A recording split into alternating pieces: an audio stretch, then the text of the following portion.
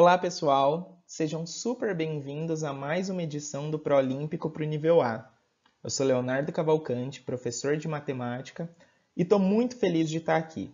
Então, eu quero começar agradecendo a organização do programa pelo convite. Está sendo um grande prazer. E aproveitar para dizer que a gente vai poder contar com a participação do professor Kleber Assis, que é mega experiente em Olimpíadas de Matemática e que vem trabalhando com estudantes do ensino fundamental há um bom tempo, tá certo? Pessoal, ao longo do curso a gente vai ter 3 aulas, sendo essa a primeira delas, nas quais eu vou comentar muito do que se tem por trás de problemas olímpicos de matemática, especialmente para essa faixa etária do nível A, que é para estudantes de 4º e 5º anos do ensino fundamental 1, e também vou trazer vários exemplos de problemas de Olimpíadas e competições internacionais, que também abrangem essa mesma faixa etária, tá certo? Então a gente vai conseguir ver bem na prática como tudo isso daí funciona e trabalhando com esses problemas. Mas eu quero começar falando bem rapidamente sobre as Olimpíadas de Matemática de forma geral. Porque hoje a gente tem muitas no mundo, né? A gente tem muitas delas, felizmente. Algumas nacionais, outras internacionais. A gente tem Olimpíadas estaduais, a gente tem Olimpíadas municipais, algumas com uma fase, outras com 2 fases, enfim, a gente tem várias dessas competições. Aqui no Brasil, principalmente para essa faixa etária do nível A, algumas das mais conhecidas são a OBMEP e o Canguru de Matemática, né? E essas competições são grandes eventos, né, para toda uma comunidade escolar. É engraçado que quando uma competição, quando uma Olimpíada dessas vai acontecer, todo mundo na escola sabe.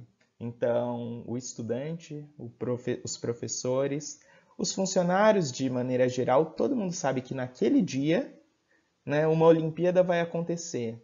E mobiliza a comunidade escolar inteira. As famílias, inclusive, sabem que o seu estudante vão fazer uma Olimpíada em determinada data. Se voltam com uma medalha, inclusive, compartilham a notícia com amigos, compartilham com outras famílias e etc. Então, mobiliza uma comunidade como um todo.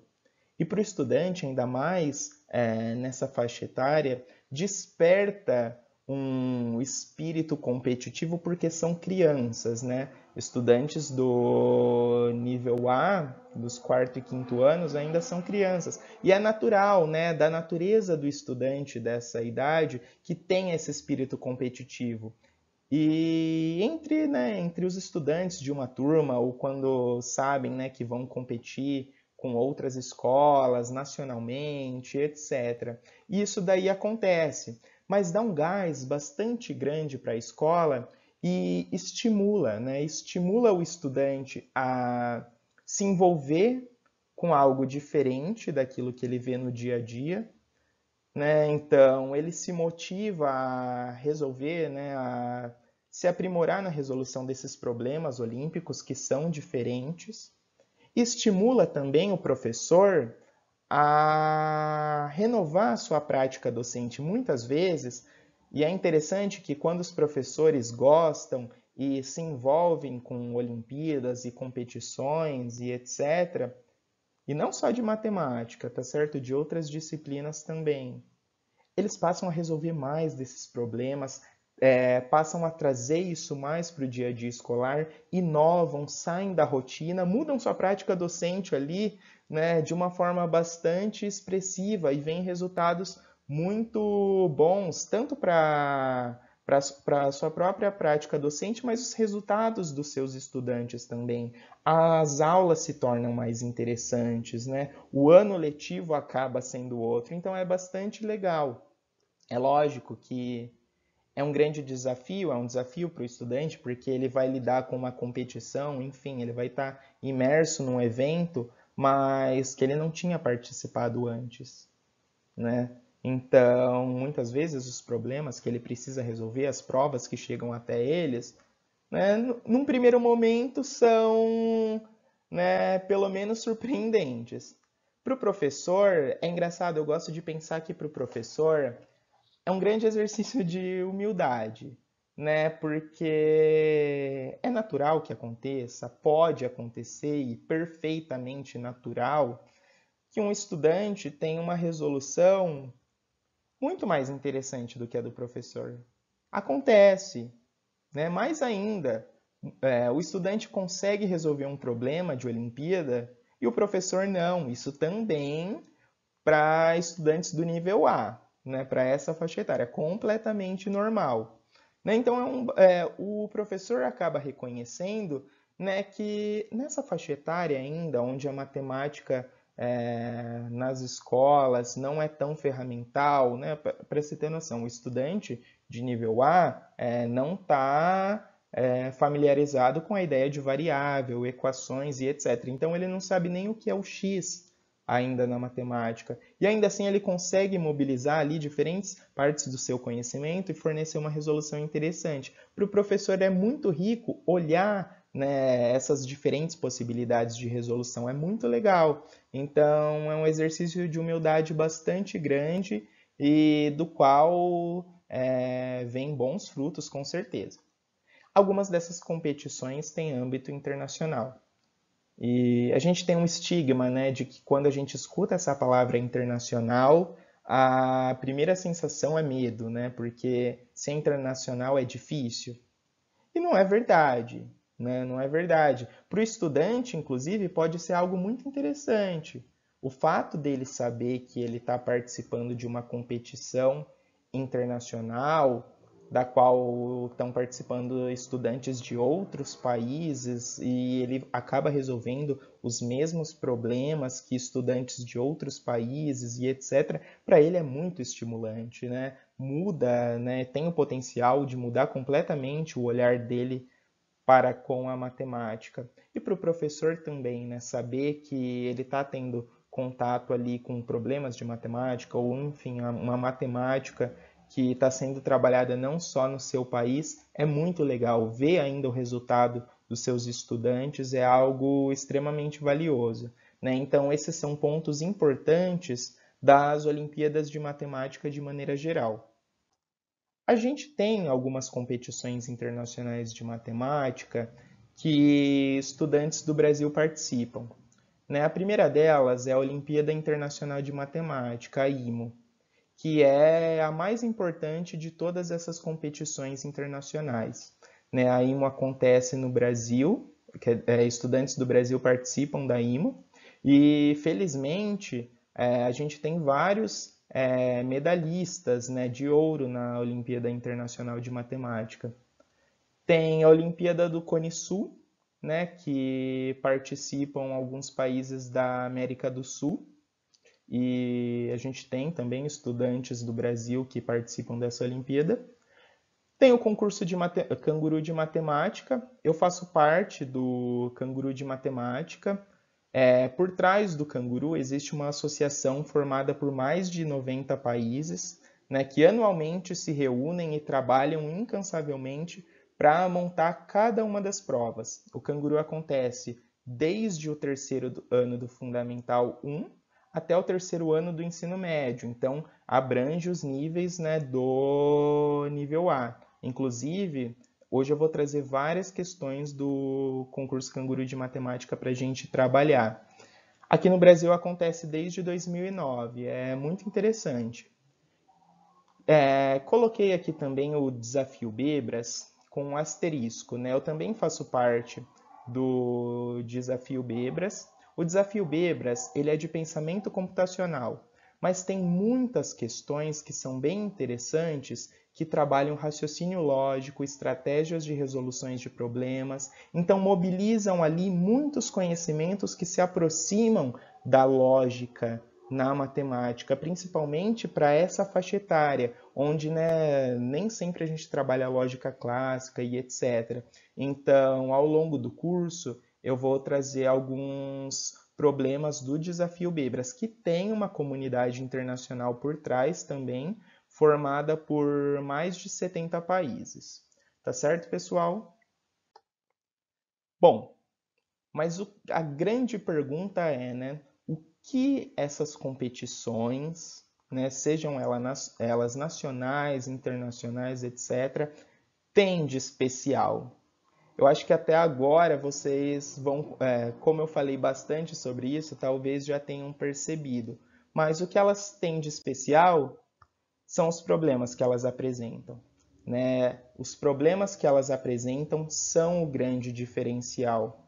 Se diferenciam muito dos exercícios e das questões de matemática que os estudantes estão acostumados a lidar, que os professores estão acostumados a lidar também no dia a dia, né? E por que essas palavras problema, exercício e etc? Qual que é a diferença entre elas?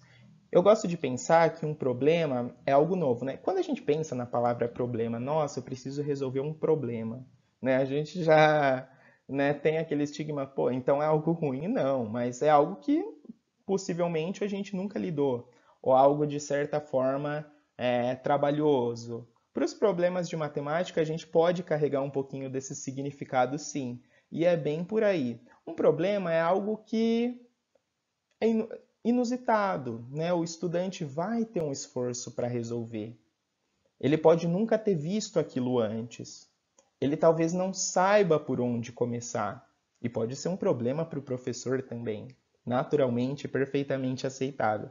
Enquanto um exercício é algo bastante conhecido, sabe? Bastante manjado, uma carta marcada, né? A gente, em sala de aula e lidando com os livros, né, didáticos, a gente vê e muito, né, o título de um determinado capítulo, né?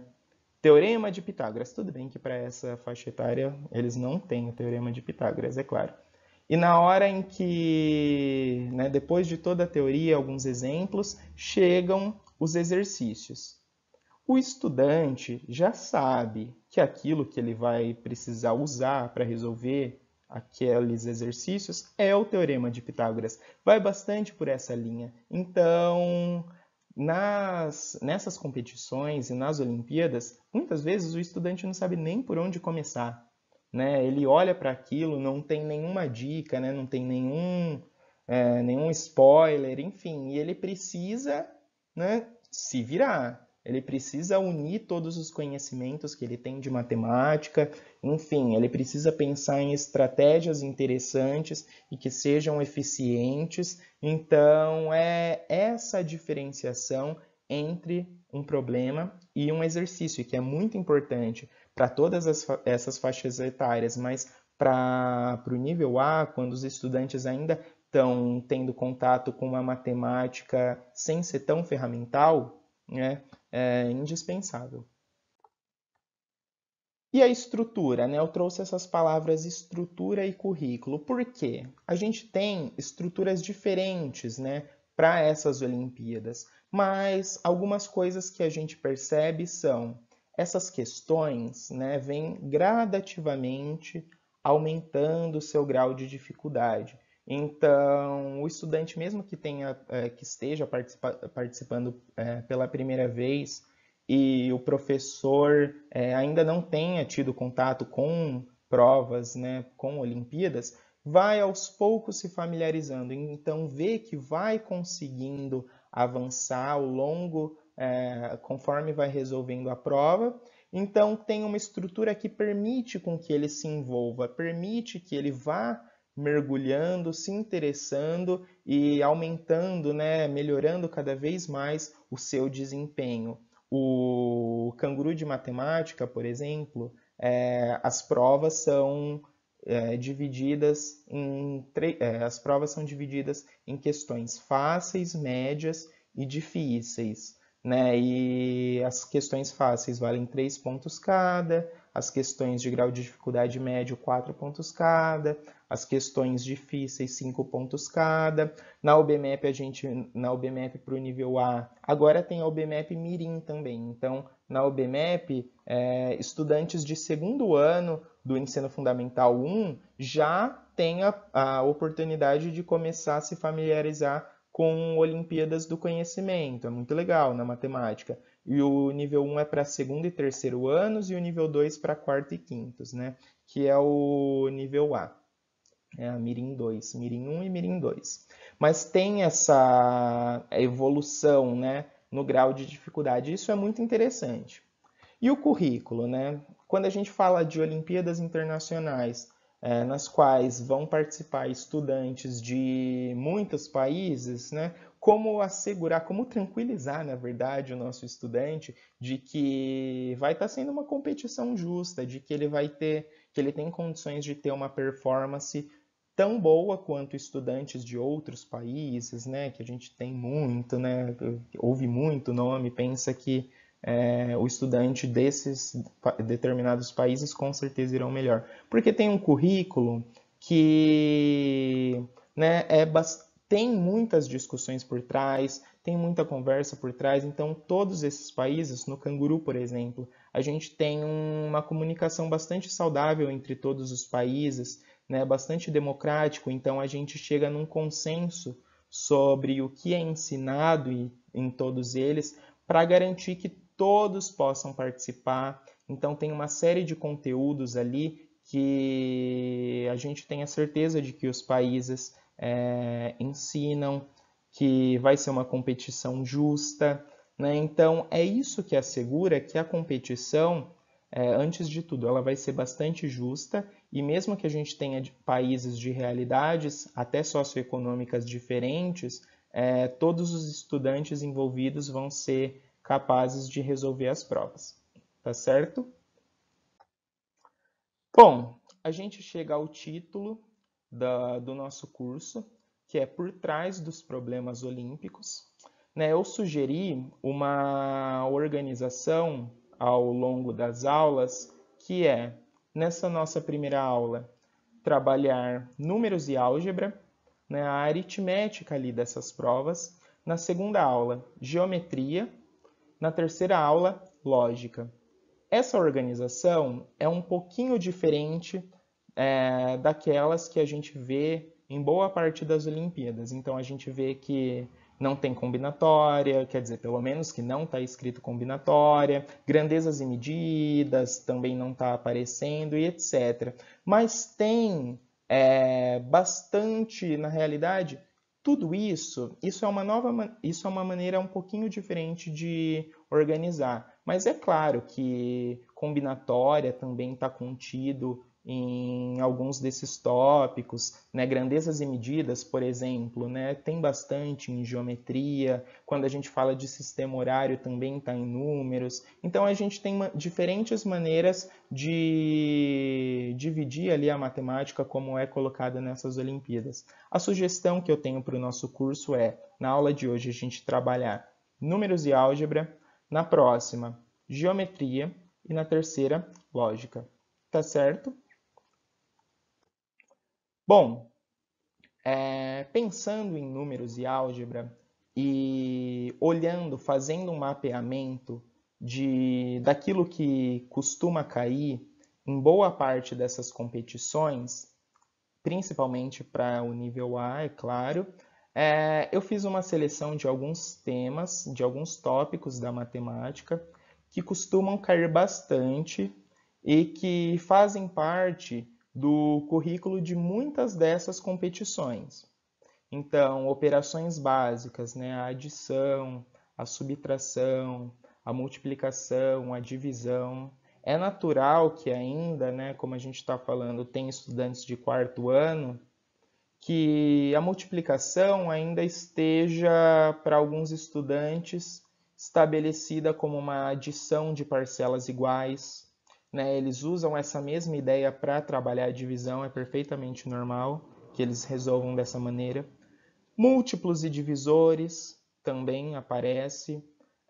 Frações simples, e quando digo simples, frações bastante conhecidas por esses estudantes, como meio, um terço, um quarto, certo? Então, trabalhar com essas frações.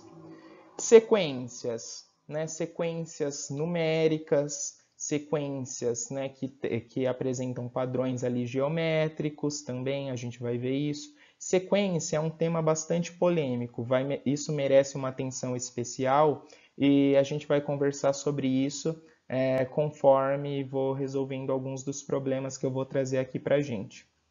E a igualdade também, né? A igualdade é uma noção muito importante. Igualdade e as desigualdades também são noções muito importantes para estudantes desse nível, que ainda não trabalham com equações, mas que têm ideias ali de uma pré-álgebra que envolvem muito a noção de igualdade, tá certo? Mas mais interessante do que todo esse mapeamento é ver como ele se estabelece a partir de problemas. Então, eu fiz uma seleção de alguns problemas para hoje do concurso Canguru de Matemática que trabalham cada um desses tópicos, tá certo? Então, vamos lá. Bom, pessoal, esse é o nosso primeiro problema. Se as duas linhas abaixo têm a mesma soma, qual é o número representado por asterisco? Aí a gente tem um quadriculado com duas linhas, né? A de cima, onde a gente tem os números de 1 a 10, depois o 199, e a segunda, onde a gente tem os números de 11 a 20, e aí na última das colunas, o asterisco. E tem as 5 alternativas. Quando o estudante olha para um problema como esses, que parece bastante ingênuo, na verdade, esse problema, o primeiro impulso é, de fato, adicionar todos os números que tem na primeira linha, todos os números que tem na segunda linha, né, para, de alguma maneira, descobrir o valor do asterisco. Vamos fazer isso e a gente vê em que situação a gente vai chegar. Então, na primeira linha, né? Vou colocar aqui, primeira linha. A gente tem o 1 mais o 2 mais o 3 mais o 4 mais o 5, 6 mais o 7 mais o 8, 9, 10 e o 199, né? Olhando para esses números, né, a gente pode escolher várias maneiras de adicioná-los por conta das propriedades da adição, né? Associativa, que dados, né, diversos números ali numa adição, a gente pode escolher a ordem que a gente vai adicioná-los, e a comutativa, que é a propriedade que nos garante que na adição a gente pode trocar a ordem de duas parcelas vizinhas. Eu vou escolher, né, adicionar da seguinte maneira: o 10 vou adicionar com 1, o 2 com o 9, o 3 com o 8 e assim por diante. Porque a gente obtém o seguinte, né, nessa escolha estratégica: o 10 com 1 dá 11, o 9 com o 2 também dá 11, o 3 com o 8, 11, o 4 com o 7, 11, e o 5 com o 6 também 11, mais o 199. Continuando aqui embaixo, o que a gente tem, né? Vou deixar esse 11 para ser adicionado ao 199 e vou adicionar essas quatro parcelas iguais a 11. Então, o estudante, né, nessa faixa etária, é muito comum que ele faça algumas inferências, né, fundamentadas, lógico, naquilo que ele conhece sobre matemática. Então, por exemplo, né, ele sabe que 10 mais 10 mais 10, que 1 mais 1 mais 1 mais 1 é 4. Né? Naturalmente, ele pensa que 10 mais 10 mais 10 mais 10 é 40.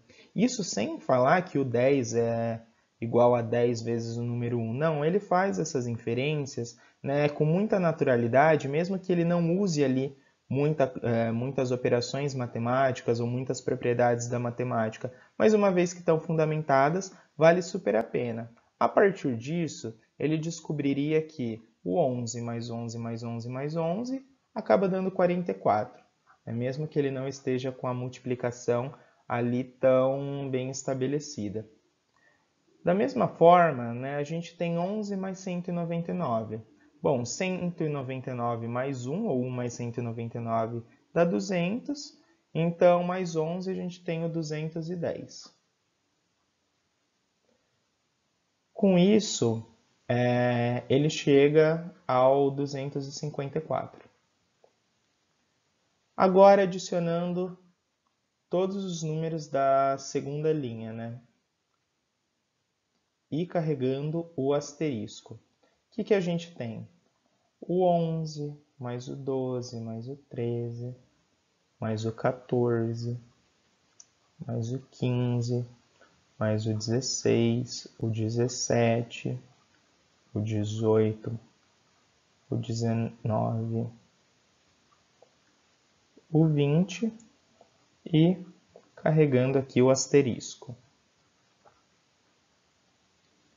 Né? Que situação que a gente chega? A gente pode fazer de maneira bastante semelhante à qual a gente fez com a adição da primeira linha. Né? Então, a gente pega o 11 e o 20, né? Que dá 31. Da mesma maneira, o 12 e o 19, dando 31. O 13 com o 18, 31. O 14 com o 17 e o 15 com o 16. E a gente carrega o asterisco. Né? Seria isso que o estudante acabaria obtendo caso ele fosse procedendo dessa forma, né? Que seria, né, tem grandes chances de ser o primeiro impulso do estudante ao olhar para esse problema. Bom, para o estudante, se 3 mais 3 mais 3 mais 3 mais 3, né, o 5 vezes 3 é 15, é natural que ele pense, corretamente pensa, que 30 mais 30 mais 30 mais 30 mais 30 é 150, né? É muito interessante porque o estudante faz essa inferência mesmo sem pensar na multiplicação por 10, né? Basta colocar um zero à direita do número que ele vai carregando, né? Essa característica, essa propriedade de sempre adicionando ao 10. E por isso, se o 3, né, adicionado 5 vezes ou multiplicado por 5 dá 15, o 30 ou 150. Uma vez que é 31, né, esse 1 também é adicionado 5 vezes, e por isso o estudante acaba obtendo o 155. Então, o que aconteceria? Muito provavelmente, o estudante chegaria nessa situação, né? Como com a adição dos números da primeira linha, ele chegaria no 254, e com a adição dos números da segunda linha, ele chegaria no 155. Há chances, né, como o estudante não está acostumado com a noção de variável, que ele estranhasse na adição da segunda linha a presença do asterisco.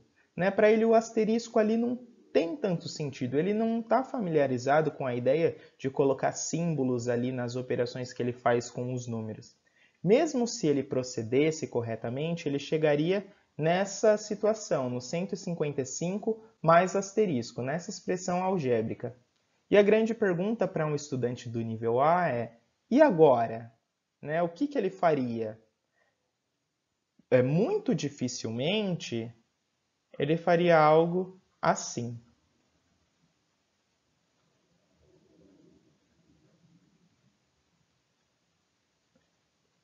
Porque isso é uma equação. Né? Ele não está familiarizado com essa ideia. As noções de igualdade ele tem, mas construir uma equação não. Né? Ainda mais feito isso, e para explicar que o 155, né, como a gente diz ali mais coloquialmente, iria para o outro lado subtraindo. Isso fica fora do campo de conhecimento desses estudantes. Então, um problema que parece ser bastante ingênuo acaba apresentando ali elementos que fazem o estudante começar a se questionar, né? Que não estava ali tão simples quanto ele pensava. Um raciocínio automático que ele teve de simplesmente proceder da forma mais natural possível, né? Adicionando os números das duas linhas, não está aparecendo ali ser a melhor estratégia. Esperançosamente, né, o estudante poderia pensar: bom, os resultados, né, as somas têm que ser iguais. Então, o 254 é a mesma coisa ou é igual a isso. Então, interpretando essa expressão, o que ele poderia, né, ter como conclusão? talvez o asterisco representa aquilo que falta aos 155 para chegar a 254. Né? Então, ele poderia aqui fazer coisas como, né, 155, bom, mais 5, porque aí chega no 160.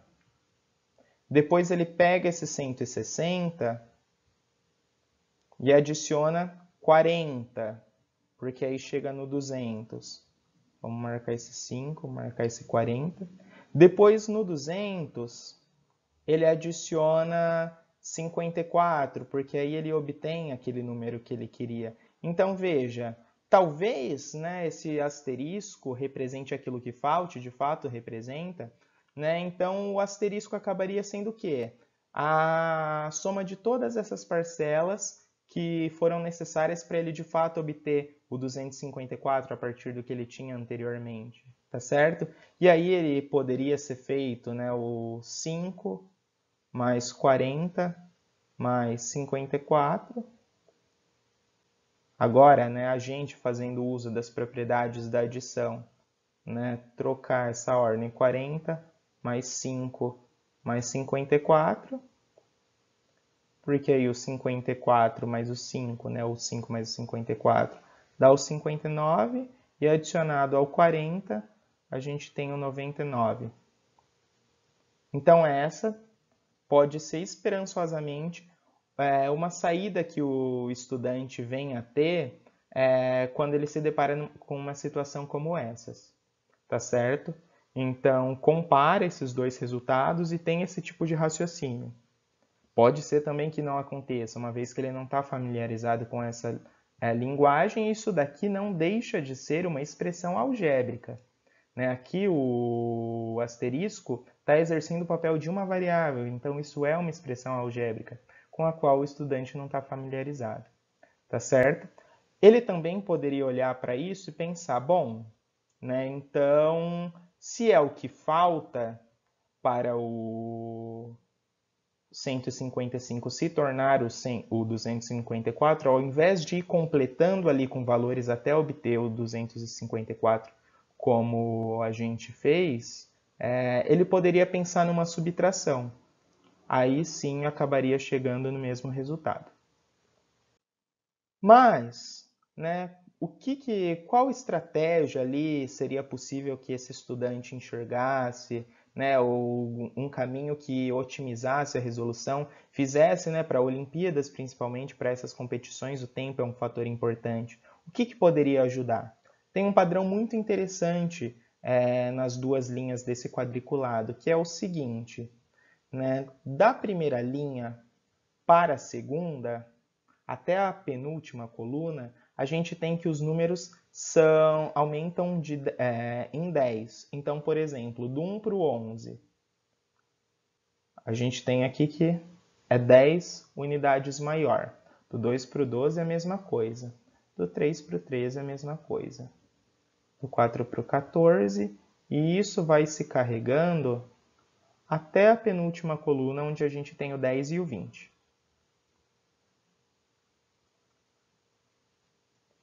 Bom, até a penúltima coluna, até aqui, o estudante sabe que a segunda linha supera a primeira em 10, 20, 30, 40, 50, 60, 70, 80, 90, 100 unidades. Né? Ou seja, em 10 vezes 10 unidades. Então aqui, né, a segunda linha está 100 unidades maior do que a primeira. Uma vez que a soma em ambas é a mesma, né, precisa ter um equilíbrio. E esse equilíbrio, a única esperança que a gente tem é buscar na última das colunas do quadriculado. E isso nos diz que, bom, a primeira, né, aqui, tem que ser 100 unidades maior do que a segunda. Aí eu consigo assegurar a mesma soma para as duas linhas. Isso é muito interessante porque, além da observação de um padrão que o estudante teve, felizmente, né, faz com que, no fim das contas, o cálculo para a resolução seja muito mais simples, né, e acabe se resumindo a 199 menos 100. Né? Aí o estudante pode escolher a melhor maneira para resolver esse problema. Caso ele opte por decompor o 199, que é uma estratégia também muito válida, ele pode escrevê-lo como 100 mais 99 menos 100. Aqui, usando uma das propriedades da adição, né?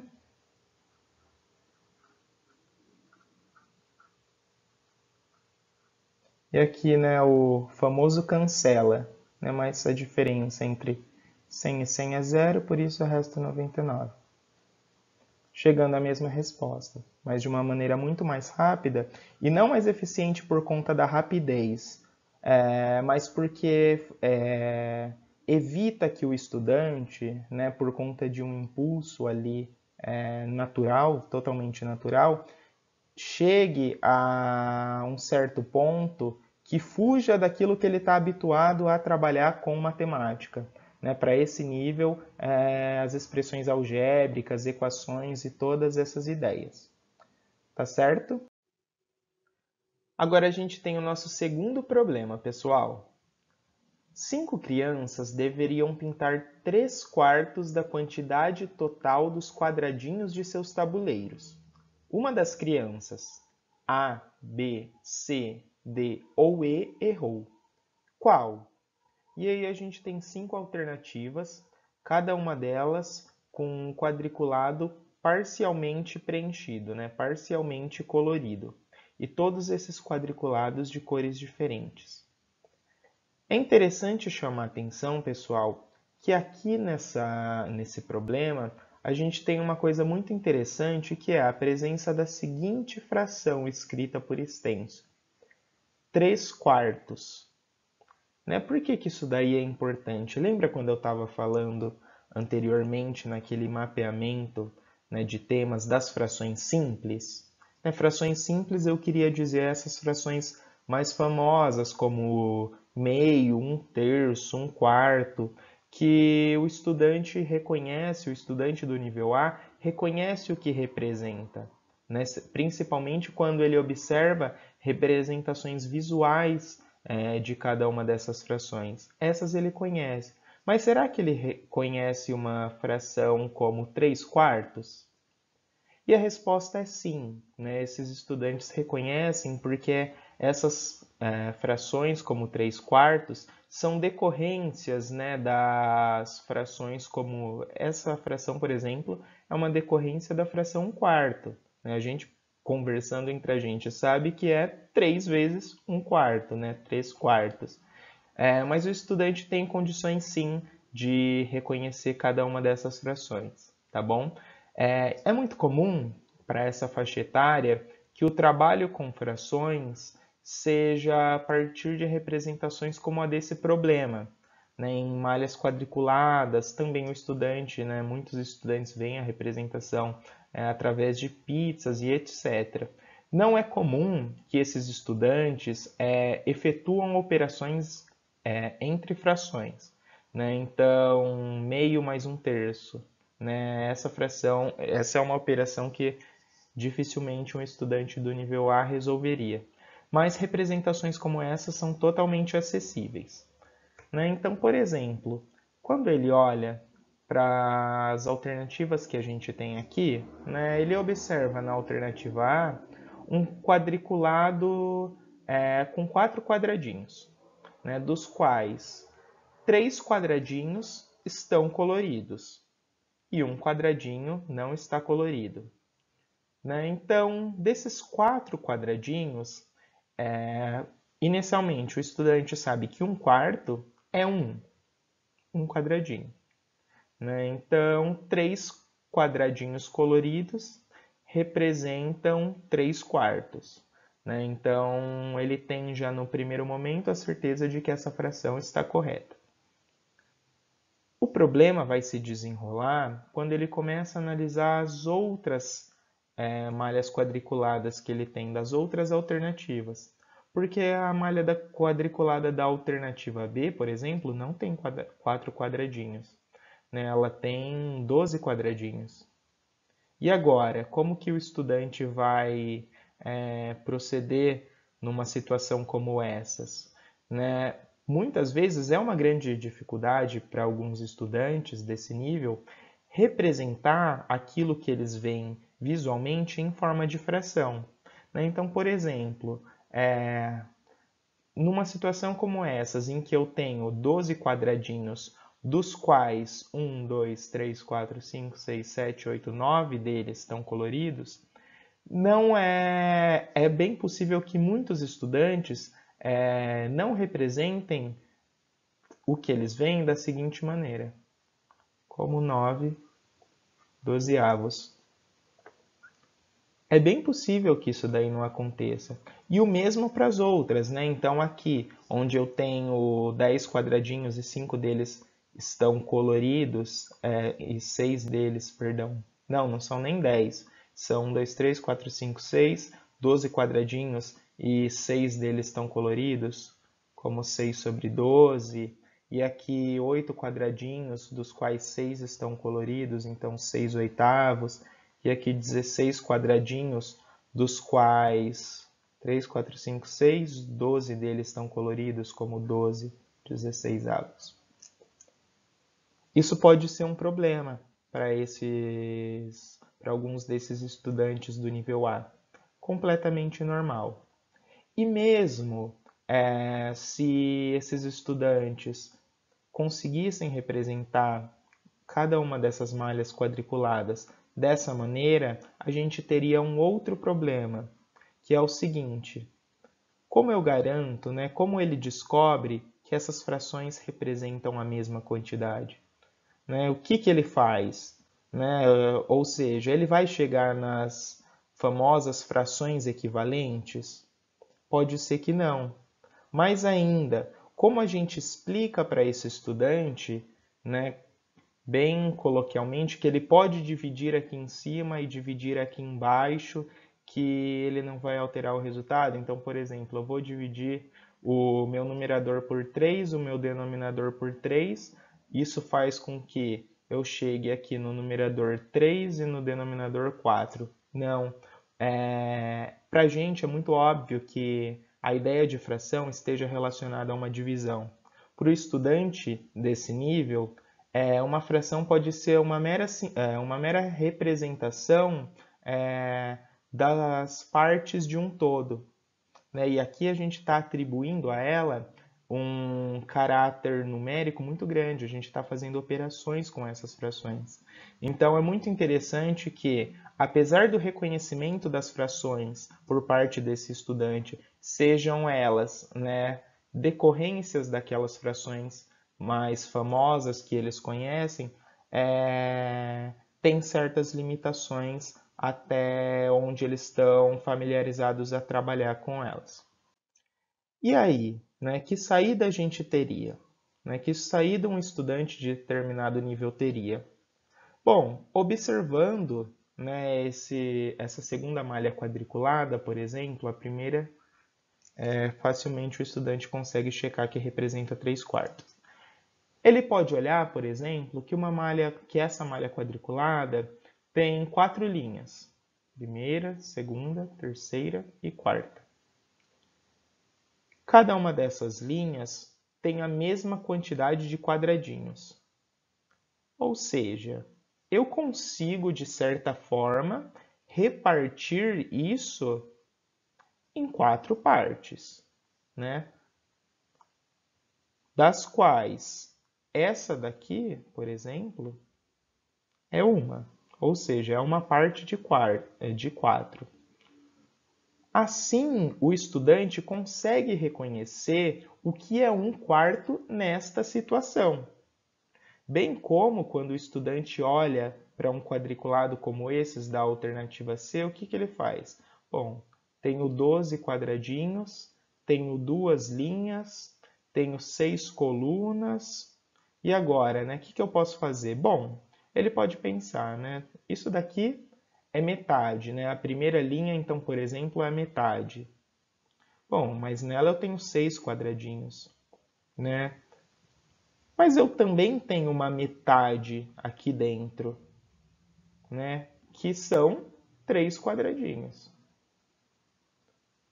Esses 3 quadradinhos aqui são metade da metade. Obviamente, o estudante não vai multiplicar meio vezes meio para obter 1/4, mas ele vai reconhecer que isso daqui, sendo uma metade e tendo isso daqui como uma metade de uma metade, visualmente temos 1/4 do total representado por esses 3 quadradinhos. Isso o estudante é completamente capaz de fazer nesse nível. Aqui se torna um pouquinho mais fácil, porque ele tem 2 linhas, mas tem 4 colunas na vertical. Então, facilmente observa que isso daqui é 1/4. E aqui, como a gente tem um quadrado 4 por 4, tanto linha quanto coluna, enfim, a gente tem que é 1/4. Então, ele consegue reconhecer o que é 1/4 em cada uma dessas situações. Já é um passo importantíssimo, porque é a partir de 1/4 que o estudante vai descobrir o que são 3/4.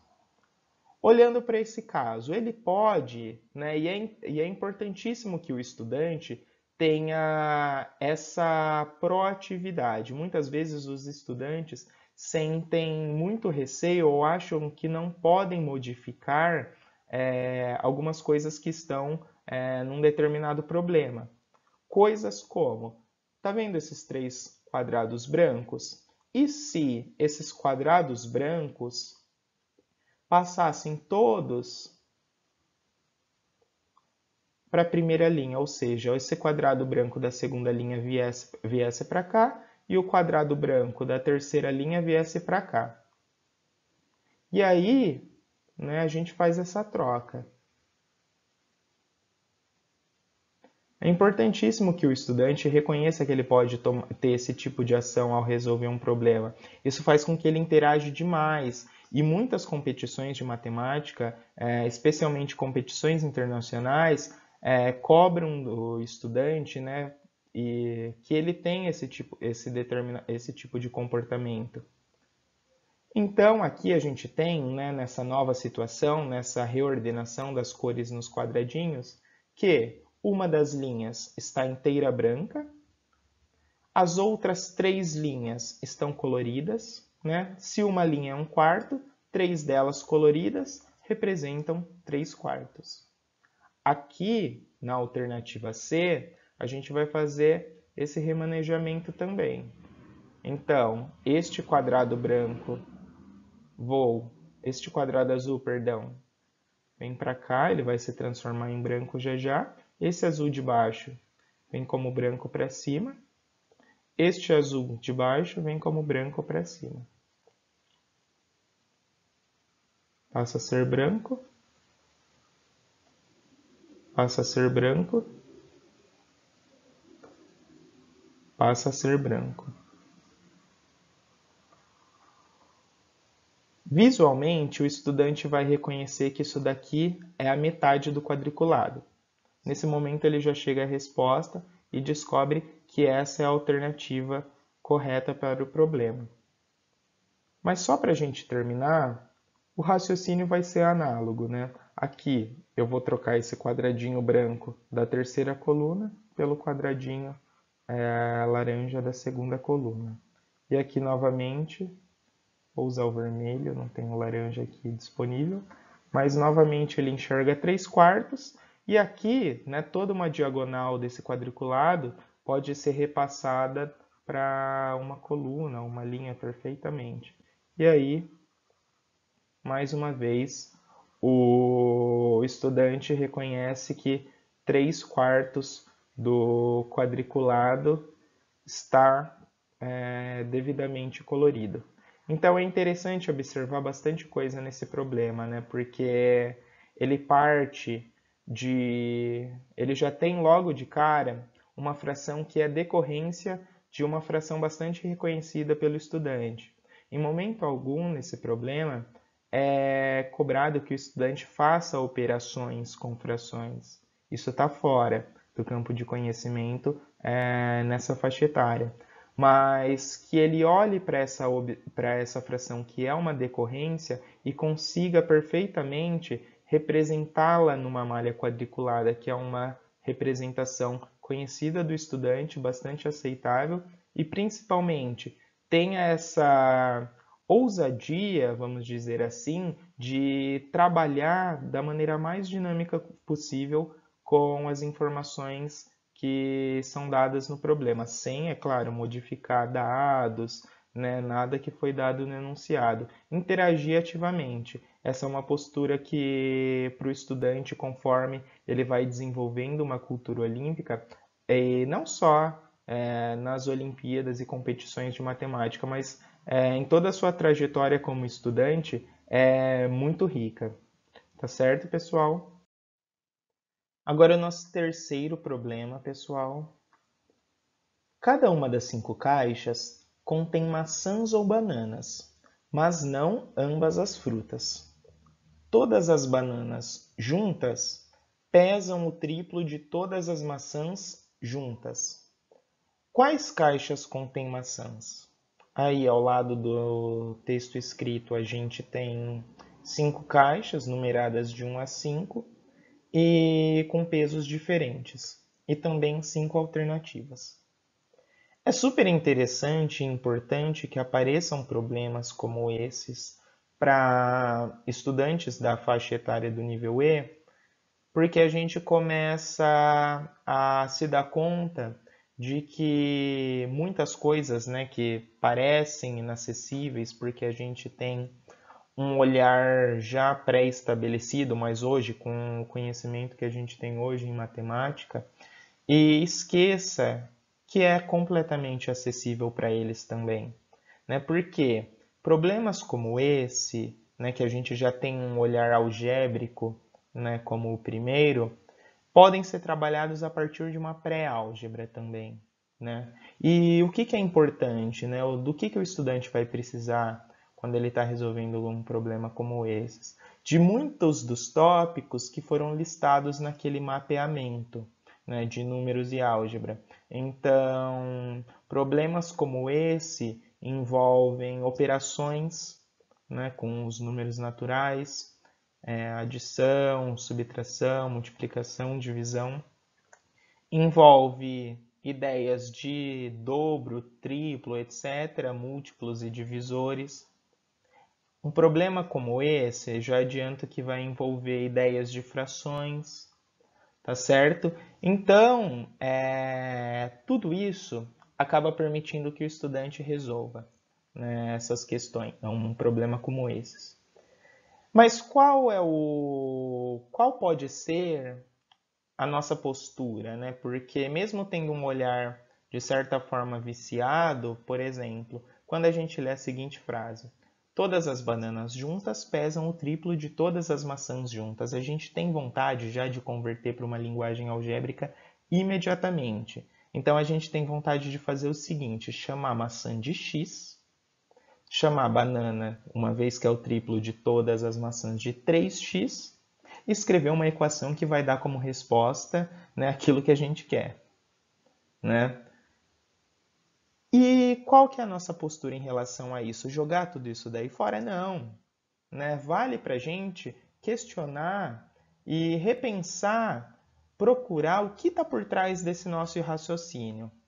Na matemática, né, que é uma vez que é uma construção, toda vez em que a gente que a gente é capaz de abstrair, que é capaz de representar as coisas de forma geral, vou usar a palavra coisas de uma forma mais sofisticada, é porque tem um suporte para isso, né? Tem algo que está por trás. E o nosso papel, enquanto professores de estudantes desse nível, é buscar, né, olhar para trás e pensar, poxa, quando eu estava nesse nível de escolaridade, antes de eu adquirir toda a capacidade de abstrair da maneira como eu faço hoje, que ferramentas, vou usar essa palavra, né, forte, ferramentas que eu tinha à minha disposição quando eu tinha essa idade, quando eu estava nesse grau de escolaridade, né? e é buscar, porque tudo que estava por trás estava suportando, né, estava dando bagagem para que um dia a gente escrevesse uma equação. Né? Então vamos olhar para essa seguinte situação, né, e vamos tentar entender o que está por trás disso. Por exemplo, se a gente fizesse aquilo que a gente quer fazer, né, que a gente tem vontade de fazer, de escrever maçãs como X e bananas, uma vez que é o triplo, né, pesa o triplo de todas as maçãs juntas, 3x, né? A gente tem naquela frase de que todas as bananas juntas pesam o triplo de todas as maçãs juntas, né? E a gente sabendo que no problema foram dadas maçãs e bananas é tudo aquilo que a gente tem. Se a gente considera tudo isso daí junto, né? Não sobra mais nada, não fica nada de fora. Né? O que que a gente pode dizer? Que todas as maçãs, o peso de todas as maçãs mais o peso de todas as bananas é igual ao peso total, né? E aí a gente escreve aquilo que a gente queria. Eu acabei misturando aqui nessa representação algébrica com uma igualdade, com uma frase, então eu estou aqui violando várias das leis da matemática, vamos dizer assim. Mas para a gente de fato olhar o que está por trás disso, veja, nessa igualdade eu tenho que maçãs representam uma parte do todo. As bananas, por sua vez, que são o triplo das maçãs, representam 3 partes do todo. E todas essas partes do todo juntas compõem o todo e se igualam ao peso total. Né? Essa é a abordagem que a gente, se não toma cuidado, toma automaticamente e esquece, que está fora do escopo do nível A. Então, a nossa missão, né, é procurar o que está por trás disso. Veja, maçãs representam uma parte daquilo. Bananas representam 3 partes daquilo. Juntas, elas representam tudo. Então, eu também posso dizer que o peso de todas essas frutas juntas é igual ao peso, ao peso das caixas dessas frutas juntas é igual ao peso total.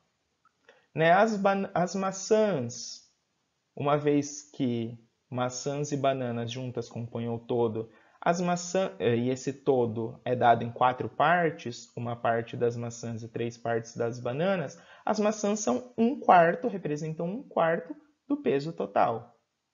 E as bananas representam 3/4 do peso total. Veja, o problema anterior trabalhava essa fração 3/4 também, mas representada num quadriculado, aqui a gente já tem numa situação numérica.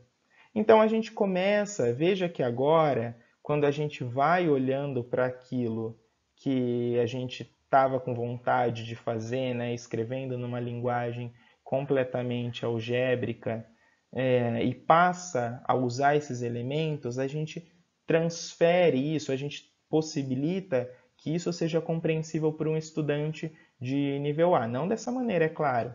E a gente pode prosseguir da seguinte maneira, então. Né? Sabendo que bananas e maçãs juntas representam, né, têm o peso total, vamos adicionar o peso de todas as caixas. Então, a gente tem 7, 5, 6, mais 2, mais 16. Vamos adicionar aqui essas parcelas por partes. Então, primeiro o 7 e o 5, o 6 e o 2. Vou deixar o 16 para um segundo momento. 7 mais 5, 12. 6 mais 2, 8. Mais o 16. 12 mais 8, 20. Mais o 16. 20 mais 16. Ora, 20 mais 10, 30. 20 mais 16 é igual a 20 mais 10 mais 6, ou seja, o 36. É interessante detalhar cada uma dessas etapas na edição, porque a gente usa isso boa parte das vezes, o estudante pode ser que use, muitos deles usam, mas ainda não sabem como formalizar, né? Não sabem como Iam formalizar bem entre aspas, mas passar isso para a escrita. Então é interessante mostrar essas maneiras, porque vão se familiarizando cada vez mais com essa linguagem da matemática.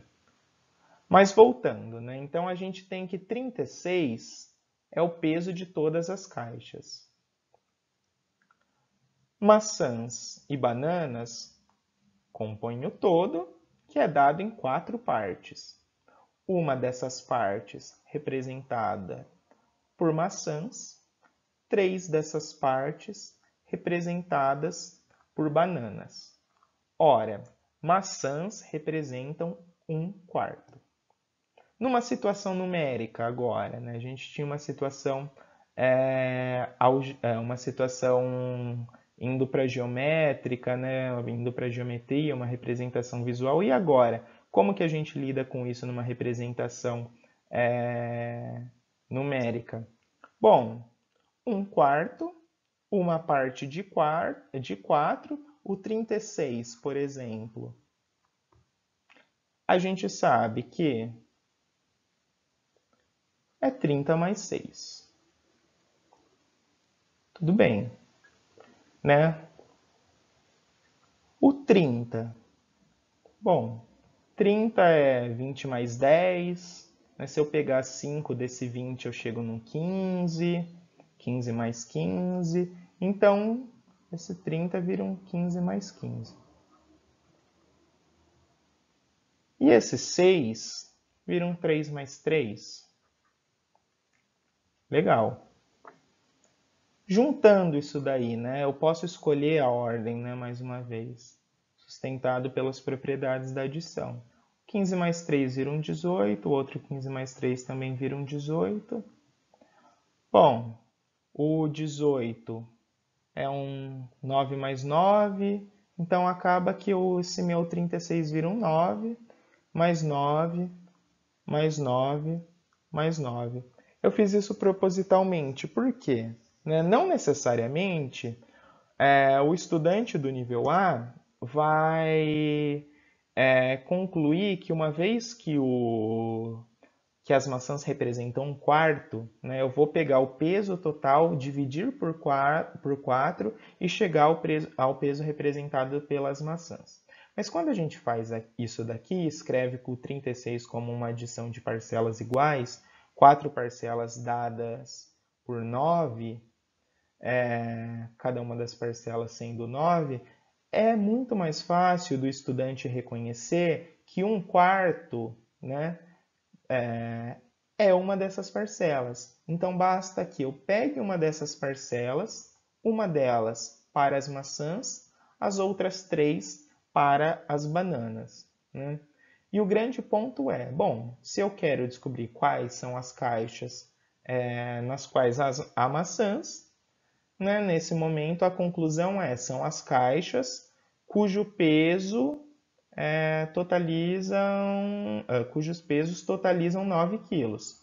Então, isso nos leva à última parte do problema. Olhando para todas as caixas que a gente tem, bom, tem alguma outra caixa que totalizaria 9 quilos com 7, né? Começando pela primeira caixa. Bom, tem a caixa número 4, né? 2 quilos. Será que tem outra? Porque senão a gente chegou na resposta do problema.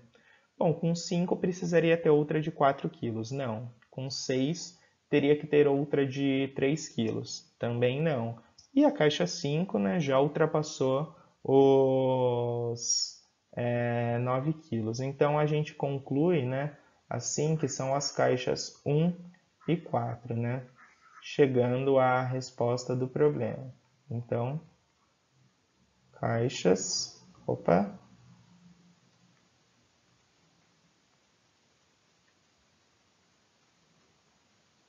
caixas 1 e 4, que compunham uma das alternativas do problema. Agora o problema 4, pessoal. Uma fita métrica é enrolada num cilindro, conforme a figura. Qual é o número que deve aparecer no lugar marcado com um ponto de interrogação? Então a gente tem aqui tal como descreve a parte escrita do texto, uma fita métrica, aqui em branco, que foi enrolada num cilindro. Aqui está o cilindro, um sólido geométrico, os estudantes desse nível conhecem. E tem aqui o ponto de interrogação, né? Que é justamente o que a gente quer descobrir, né? O número que deve estar ali posicionado. Esse problema é bastante interessante porque ele reúne vários elementos aqui, né? Então a gente tem um sólido geométrico que dá forma a muitas coisas que fazem parte do dia a dia do estudante. A gente tem uma fita métrica, né? Que os estudantes conhecem, fita métricas, réguas e etc., usada para medições. Né? E a gente tem aqui, né, uma pergunta que, num primeiro momento, o estudante pode pensar, mas como, né, eu vou descobrir que número que deve estar no lugar marcado com um ponto de interrogação, sendo que geralmente, né, são dados todos os valores e eu não tenho nem o valor que está à esquerda, nem à direita do ponto de interrogação, logo à esquerda e logo à direita. Então, causa um certo espanto para o estudante quando ele olha para todas as informações juntas, mas é interessante também, né, que a posição como é colocada a fita métrica nesse cilindro, vê que ela não está ali, né, vou usar entre aspas a palavra reta, mas vê que está um pouquinho aqui na diagonal, conforme vai contornando ali o cilindro.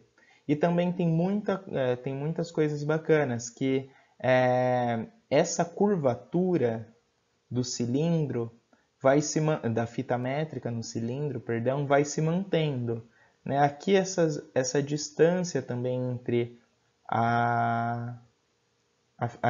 entre duas camadas da fita métrica também vai se mantendo.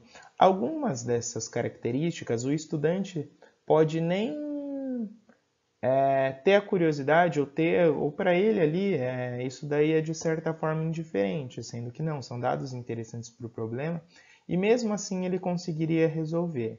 Né? Ele pode observar também que existe um padrão entre os números nessa fita, ou seja, aqui começa o 1, né, no primeiro nível, e lá no segundo, depois que a fita já deu uma volta completa, tem o 22, 2 e o 23, 3 e o 24, 4 e 25, 5 e 26. E aí ele começa, né, a perceber algumas coincidências. Né? Então aqui, por exemplo, eu tenho 1. E o número logo de cima, na casa das unidades, tenho 2. Aqui eu tenho 2 e o número logo em cima, na casa das unidades, tenho 3. Mesmo sem prestar assim, atenção, ou mesmo sem considerar a casa decimal das dezenas, ele vai percebendo essa propriedade, essa característica, na verdade. Então o 3, o 24, 4, 25, né? Aqui, será que ele inferindo, por exemplo, será que aqui eu tenho 6, aqui teria o 6, no 6, cujo número logo em cima eu tenho 7, aqui eu teria alguém com 8 nas casas decimais, não sei, seria uma possível estratégia para o estudante ser levado até a sua resposta. Mas ele também pode perceber, né, que a diferença entre esses números, né, caso ele siga por esse caminho, é constante, né, não muda. Ou seja, do 1 para o 22, né, quantas unidades a gente tem ali de diferença? Do 1 para o 22 a gente pode representar através dessa subtração, então a gente tem o 21, né, do 2 para o 23, né, então 23 menos 2, também 21. Opa, isso daí vai se preservando ao longo de todas as diferenças que ele vai fazendo. E aí, né, como entre o primeiro nível de fita e o segundo, né, esse padrão se mantém, e entre o segundo nível de fita e o terceiro, a gente tem a mesma disposição ali espacial, né, da fita, os traços que compõem a fita estão todos alinhados, né? o estudante pode inferir muito corretamente que o número que deve vir, né, na posição, no lugar marcado por um ponto de interrogação, tem que ser 21 unidades maior do que o número que ele tem logo abaixo, né, ou seja, o 27. E aí, muito corretamente, ele faz a seguinte adição: 27 mais 21 chega no número 48 e obtém a resposta correta. Tal como ele também obteria caso ele tivesse a mesma conclusão que eu comentei antes, né? Se aqui eu tenho 1 na casa das unidades e ali o 2, aqui eu tenho o 2 e ali o 3, aqui o 3 e o 4, se isso se mantiver, com isso se mantendo ao longo dos níveis de fita, eu teria que ter um número aqui no interrogação, cuja casa decimal das unidades seria uma unidade maior do que o do 27, né? Então, se aqui eu tenho 7, lá teria que ser o 8. E olhando para as alternativas, ele vê que o 48 é o único dos números que tem o 8 na casa das unidades. Mas isso seria algo favorecido também pela escolha das alternativas.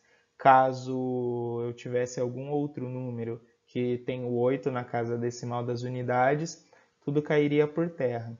Mas aqui, sustentado pelo padrão de que de um número para o seguinte, né, no próximo nível de fita eu aumento 21 unidades, tem um padrão ali que vai se repetindo, né? Então a gente pode enxergar o que em problemas como esse? Sequências, né? Lembra que eu disse que a gente falaria melhor sobre sequências, que é um tema bastante polêmico, né? Que começa já a ser polêmico nesse nível e vai se estendendo para toda a matemática. Por quê? Né? Aqui eu poderia dizer que eu tenho uma sequência muito bem definida. Né? Eu tenho uma sequência definida. Isso daí sustentado, claro, pela posição da fita no cilindro, pelo alinhamento entre cada um dos traços da fita, né? conforme vou subindo no cilindro. Eu poderia até, inclusive, escrever uma sequência que descrevesse todos os números, né? Imagina que esse cilindro é maior e essa fita dá mais voltas. Eu consigo descrever posições ali, desde que alinhadas, né, em níveis superiores. Então, imagina que esse meu interrogação não está na terceira volta da fita, está na quarta volta. Eu teria condições de descobrir quem está na quarta volta? Teria, né? Seria quem? O 48 mais 21, que é o 69. Né? Na quinta posição, seria o 69 mais 21. 69 mais 1, 70, mais 20, 90. Então, veja, a gente consegue descobrir, caso tudo vá se mantendo e a disposição desses elementos, né, no espaço se mantém, quais elementos estão mais à frente. Isso faz com que um problema desse, acessível para o nível A, pudesse ter versões, né, que alcançassem outros níveis. E é interessante a gente dar alguns desses insights para o estudante. Muitas vezes ele não tem esses insights completamente normal, mas quando a gente vai mostrando essas propriedades, né, ainda mais em sequências, o estudante é capaz de, mesmo que não consiga formalizar e não tem ali à disposição uma linguagem algébrica, né, que permita que ele ou crie uma função indo bem mais adiante na matemática, ou faça ali, ou substitua a sua variável por algum número para encontrar qual é o número na posição interrogação ali em determinado nível da fita, mas que ele comece a pensar que isso pode existir, comece a questionar, nossa, mas será que tem alguma maneira que me ajuda a representar, né, caso esse cilindro seja muito maior? Então é interessante que a gente faça com que o estudante, a partir desses insights, mesmo que eles não os tenham, comece a questionar, né? E pense no que pode vir num futuro próximo na matemática. Mas eu ainda quero continuar falando um pouquinho sobre sequências, né? E a razão de ser um tema polêmico, por quê? Né? Sequências carregam consigo uma lei de formação, né? Que é uma lei que vai estabelecer quais são os elementos que fazem parte dessa sequência. Às vezes é uma sequência finita, né? Então a gente consegue contar, mesmo que demore muito tempo, ou descrever, escrever, na verdade, todos os seus elementos. Às vezes essas sequências são infinitas, então é impossível que a gente escreva todos eles, conte todos eles, mas tem uma lei de formação que está regindo e que permite que a gente encontre os seus elementos. E isso é fundamental, né? Quando a gente está trabalhando com sequências, elas precisam ter uma lei de formação, isso precisa estar explícito, ou o estudante precisa ter condições de encontrar essa lei de formação e que ela seja única. Porque ainda mais nessa idade, quando os estudantes têm um olhar para a matemática muito menos ferramental, a criatividade vai longe, e é ótimo que vá. Mas quando a gente dá espaço para que caminhos ali, né, que essas sequências, esses padrões vão fugindo do esperado, aí a gente tem um problema. Eu acho que um grande exemplo é o seguinte, para deixar bem claro o que eu estou querendo dizer. Se eu pergunto para vocês, se eu peço para vocês completarem a seguinte, entre aspas, sequência: 3, 5, 7. Quem é o próximo termo? É muito natural que a grande parte das pessoas diga 9. Com uma razão. Até porque do 3 para o 5 a gente teve aumento de 2 unidades. Do 5 para o 7 a gente teve aumento de 2 unidades. Por que não ter um aumento de mais 2 unidades e aí eu obtenho o 9? Eu estou falando da sequência, né? Ou pelo menos estou pensando que estou falando da sequência de todos os números ímpares positivos a partir do 3. Mas, e se eu digo que eu não estou falando da sequência dos números ímpares e primos a partir do 3, mas eu estou falando da sequência dos números ímpares e primos a partir do 3. O que são números primos? Aqueles cujos únicos divisores são o 1 e o próprio número, os divisores positivos. Então, nesse sentido, o meu próximo termo nesta sequência, vamos dizer assim, seria o 11. O que isso quer me dizer? Que eu não tenho, quando eu digo apenas 3, 5, 7 e falo complete a sequência, eu não tenho uma lei de formação bem definida, porque isso me dá brecha para encontrar outras leis de formação que poderiam reger aquilo que eu estou querendo chamar de uma sequência. Isso se estende para todos os campos da matemática. Na geometria, a gente tem, a gente tem ali sequências cujo padrão está muito bem definido, né? Isso a gente consegue perceber e vai trazer exemplos ao longo das aulas do curso. Mas a gente tem que tomar muito cuidado quando a gente está falando das sequências numéricas, né? Principalmente em problemas de Olimpíadas nacionais e internacionais, porque em todas elas, sempre que a gente quer falar de sequências, a lei de formação precisa estar muito bem definida, tá certo? O quinto problema da nossa aula é o seguinte, pessoal. Num edifício muito alto, há 4 escadas de incêndio, mostradas na figura. As alturas das escadas estão indicadas nos seus topos. Qual é a altura da escada mais curta?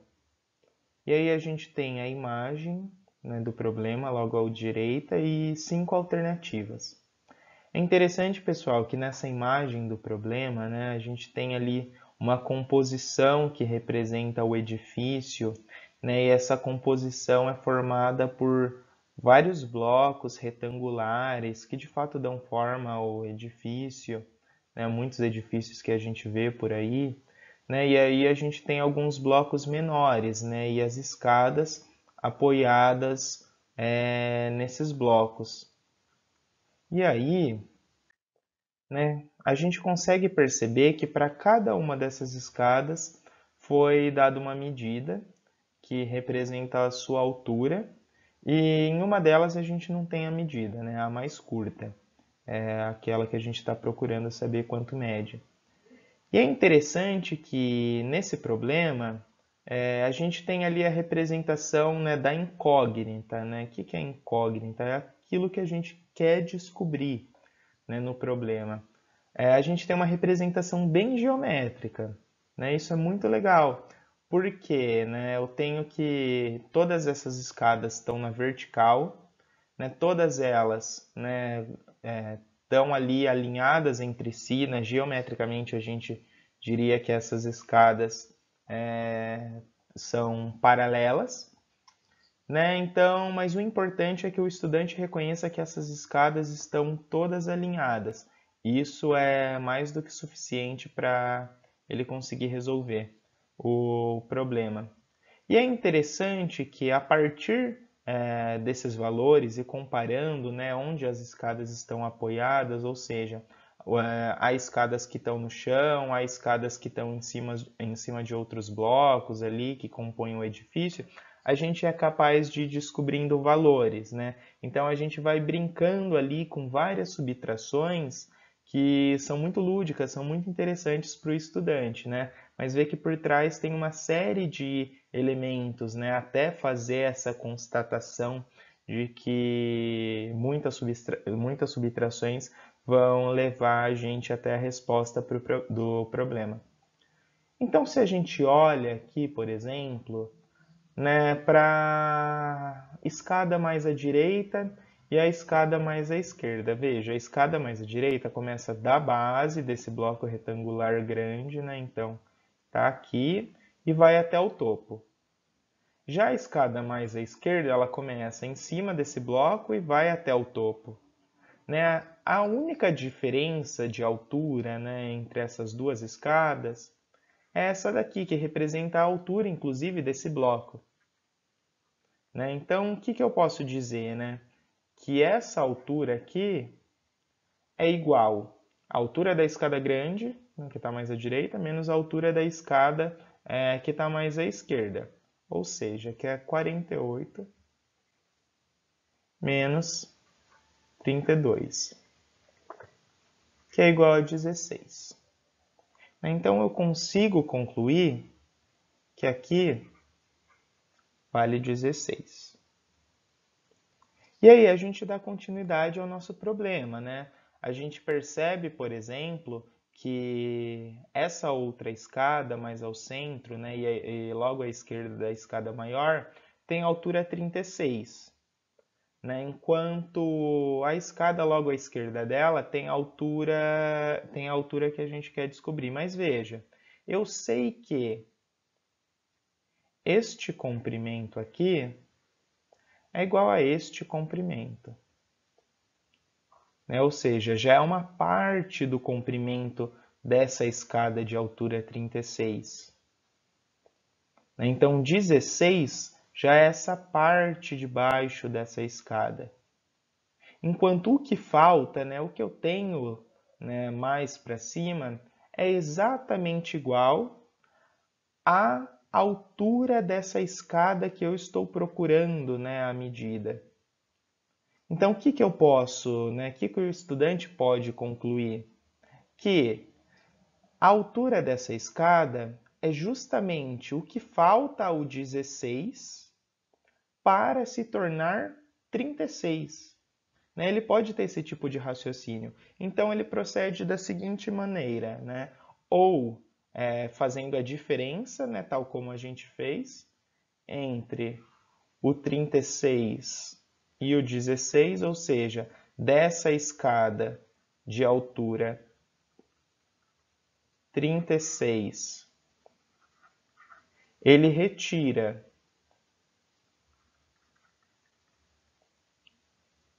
16, restando justamente a altura, né, da escada que estamos procurando. E aí obtém 20.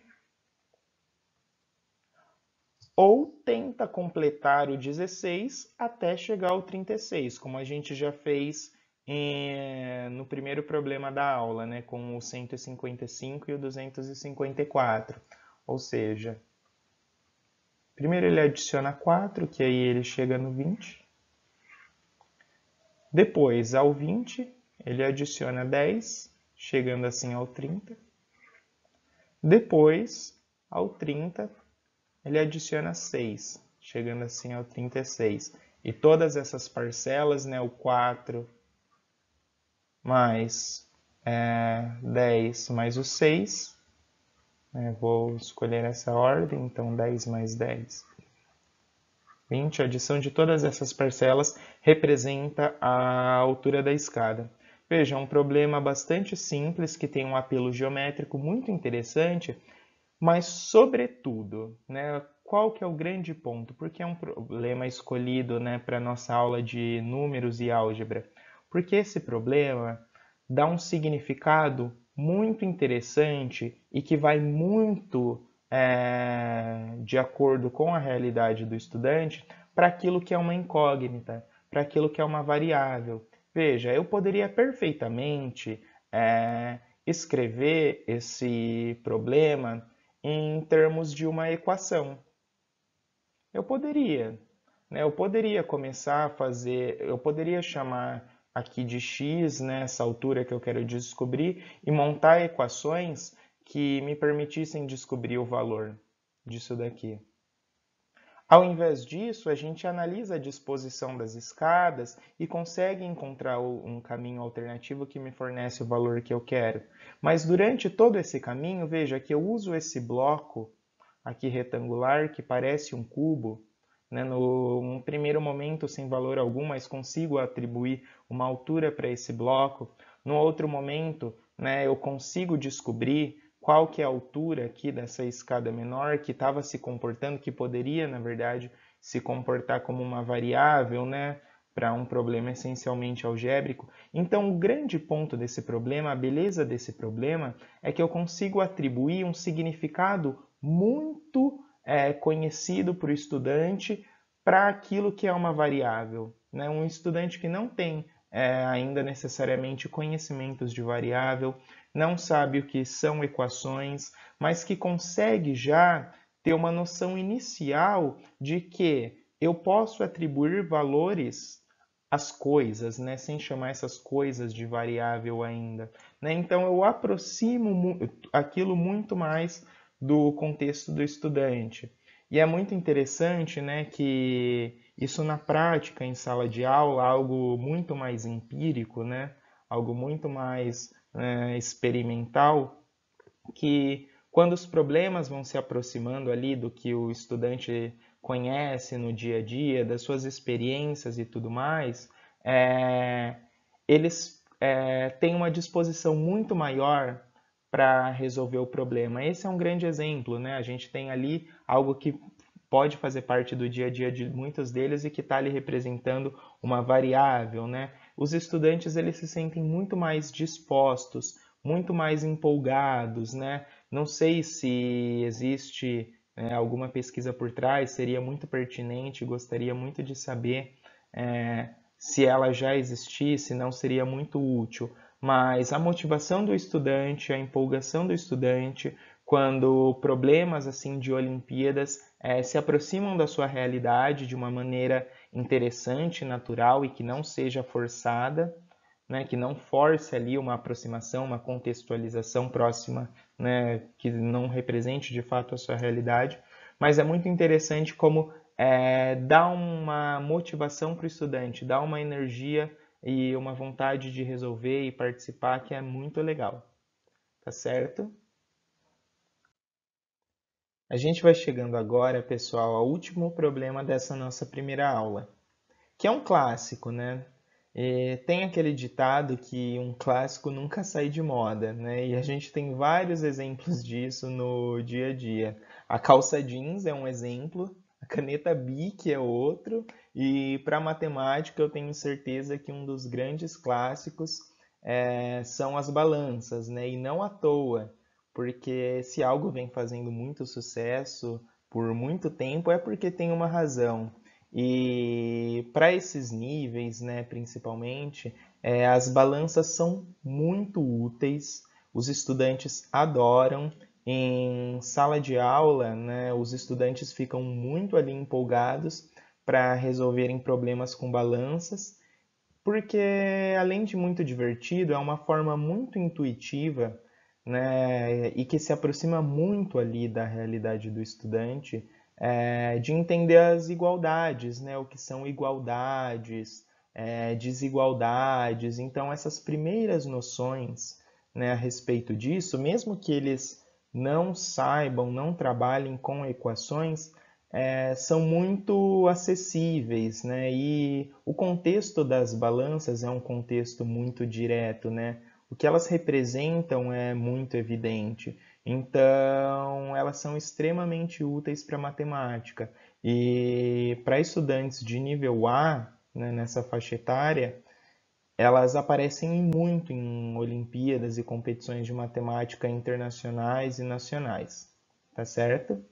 Bom, vamos para o problema.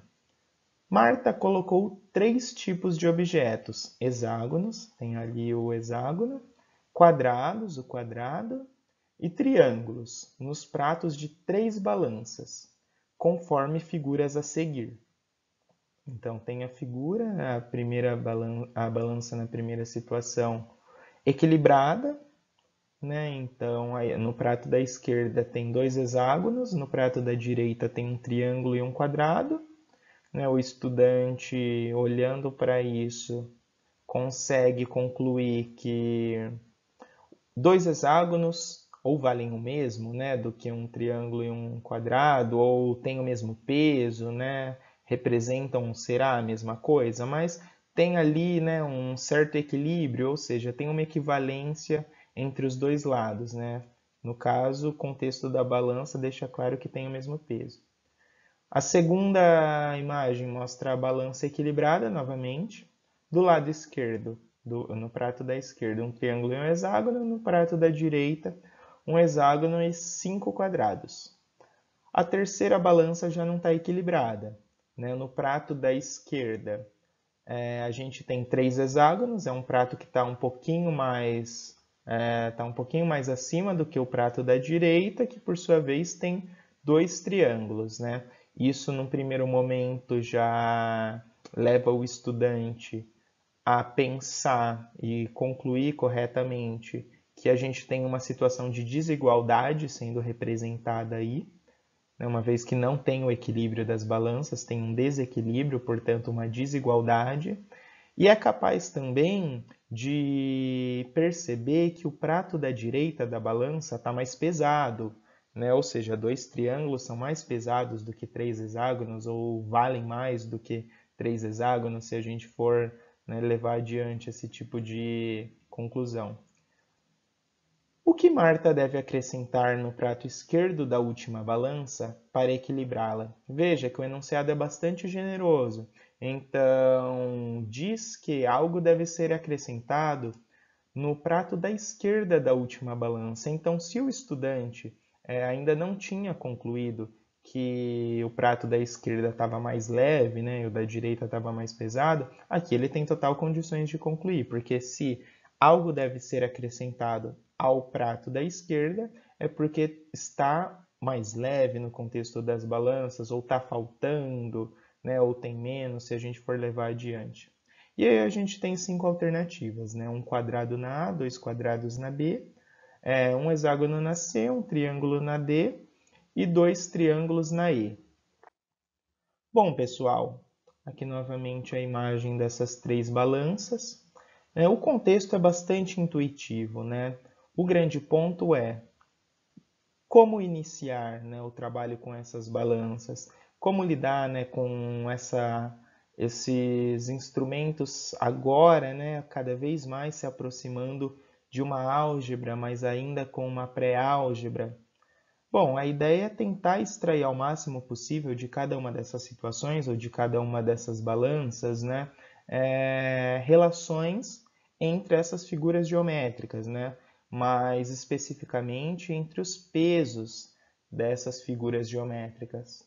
Por exemplo, olhando para a primeira delas, a gente tem dois hexágonos na esquerda, um triângulo e um quadrado na direita. Não parece ali muito, né, favorável. Mas quando a gente olha para a segunda balança, a gente percebe que a gente tem um triângulo e um hexágono na esquerda, um hexágono e 5 quadrados na direita. Nos dois pratos da balança tem hexágonos. E veja como o contexto da balança vai ser mais uma vez muito importante. A ideia do equilíbrio em balanças se preserva quando a gente acrescenta coisas de ambos os lados ou quando a gente retira coisas de ambos os lados. Tá certo? A longo prazo, né, não tão longo assim, seria, né, tudo que a gente faz de um lado, a gente faz de um outro, que a gente fala tanto, né, nas equações ali, já numa álgebra um pouquinho mais formal. Isso daí acaba sendo muito natural no contexto das balanças, né? Por isso que é muito interessante. Quando o estudante olha para uma situação como essas, ele percebe, né, e conclui corretamente que se ele tira um hexágono do prato da esquerda da segunda balança e um hexágono do prato da direita da segunda balança, o equilíbrio se mantém, né? Então, se ele tira isso daqui, veja, foi bastante intencional fazer esse risquinho, porque é aquela ideia de cancelar, né, que a gente tanto gosta, ou é tão automático ali pra gente. Isso faz a gente concluir que, né, dois triângulos, preservar o desenho, tentar me aproximar o máximo possível do desenho original. Vamos escrever assim? São iguais a 5 quadrados? Vamos escrever dessa maneira, mesmo que não seja a mais habitual para os estudantes. Por quê? Quando a gente olha de novo para a primeira balança, a gente percebe que... Opa, perdão, aqui não são dois triângulos. Aqui é apenas um triângulo. Quando a gente olha para a primeira balança, a gente vê que a gente tem um triângulo ali na direita, tá certo? E esse triângulo, de acordo com a segunda, vale o mesmo que 5 quadrados. Isso nos faz concluir que isso daqui poderia ser transformado em 5 quadrados. Então, um hexágono, quer dizer, dois hexágonos. Tentar desenhar o hexágono. É igual, mais uma vez nessa notação aqui. É igual a quantos? Bom, a gente já tinha um quadrado aqui. O triângulo vai ser trocado, vamos dizer assim, mantendo o equilíbrio no contexto das balanças por outros 5, a gente totaliza 6 quadrados. Tá certo? Então, é como se de um lado da primeira balança a gente tivesse dois hexágonos, do outro, né, no outro prato, a gente tem 6 quadrados. Um é o dobro do outro. Isso já ajuda o estudante muito a concluir que um hexágono tem o mesmo peso de 3 quadrados. Isso daí pode ser confirmado, né, quando ele usa mais uma vez o contexto das balanças e tira um hexágono do prato esquerdo da balança, tira 3 quadrados do prato direito da balança e vê que o equilíbrio permanece. E aí ele conclui que um hexágono, né, pesa o mesmo que 3 quadrados. Então veja, né, aquela ideia de passar dividindo, dividir em ambos os lados, né, vai ganhando um significado real muito mais, né, um significado concreto muito mais forte. Então a gente tem a seguinte situação. E agora, né? Cabe a gente analisar o que está acontecendo na última balança. Eu sei que deste lado eu tenho 2 triângulos. A gente sabe que cada triângulo pesa o mesmo que 5 quadrados. Então aqui é como se a gente tivesse 10 quadradinhos. Por outro lado, cada hexágono pesa o mesmo que 3 quadrados. Se eu tenho 3 hexágonos, eu tenho 3 vezes 3, ou 3 mais 3 mais 3, 9 quadradinhos. A gente só vai, eu vou dizer que a gente vai usar o contexto da balança mais uma vez, vai ser suficiente. Por quê, né? A ideia de equilíbrio é quando em ambos os lados eu tenho a mesma coisa na balança. Se no prato da direita eu já tenho aquilo que equivale a 10 quadrados, para que o equilíbrio faça-se presente mais uma vez, eu preciso ao prato da direita adicionar mais um quadrado. Tá certo? Que corresponde a uma das alternativas, se eu não me engano, a alternativa A desse problema. Tá certo? Bom, pessoal, quero agradecer a presença de todos, a todos que estão me assistindo. Está sendo um imenso prazer para mim e a gente se vê na próxima aula, tá certo? Até mais!